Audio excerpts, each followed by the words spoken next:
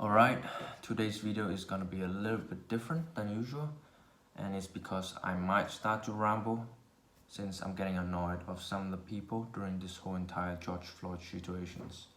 But before I get into that, I want to quickly outline 3 things that I think the majority of people agrees with and kind of get them out of the way. With the first being the death of George Floyd was absolutely horrible and absolutely demoralizing. Right, and there are already enough people talking about this, so I won't add anything further. But ultimately, everybody's on the same side, whether you're black, you're white, you're police, or you're citizen. Everybody demands justice for the people who are involved in this kind of incident.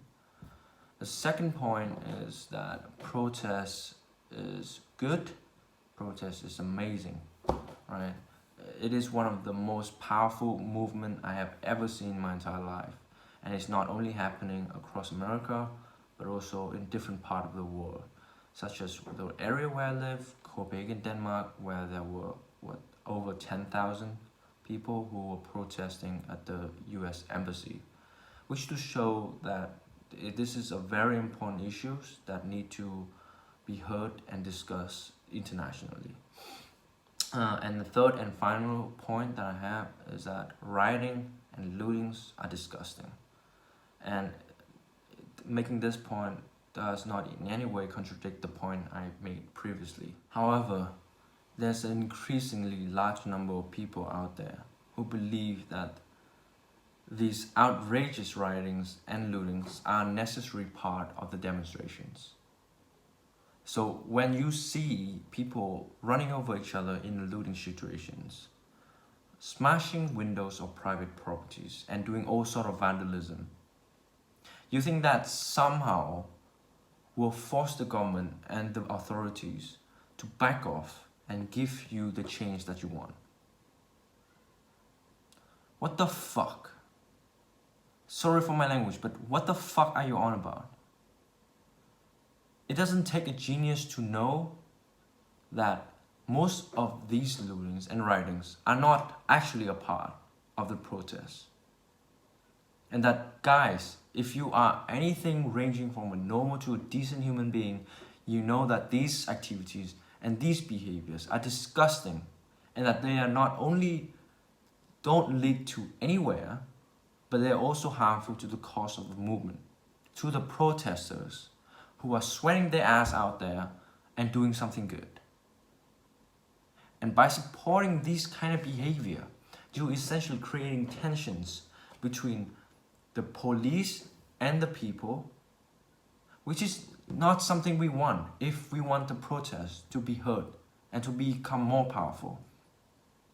And recently I have seen people starting to take down monuments and statues in the hope of what? What's next? Are you gonna start burning the rest of the history book? And I get it. But the point is, it doesn't help. It doesn't help to erase history. In fact, remove history, you're doomed to repeat it. And I understand the initial reactions. But to sustainably continue these crimes and supporting them just imply that there's no law and order. Because there are people, innocent people out there, who are getting hurt along the way.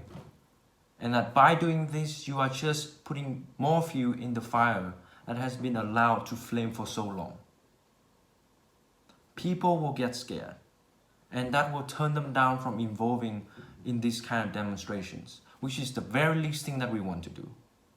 So stop promoting this individual, criticize them, and put them under arrest.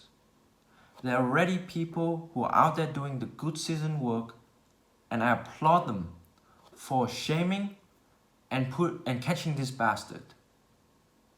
Violence is not the answer to violence, guys. Even Martin Luther King said it himself. Great leaders and powerful people do not condone this kind of mob mentality behavior.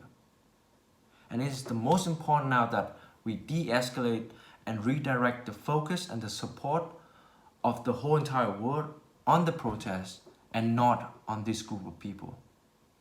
We need powerful leaders, influencers, authorities, and people to feel safe when coming together and make real change.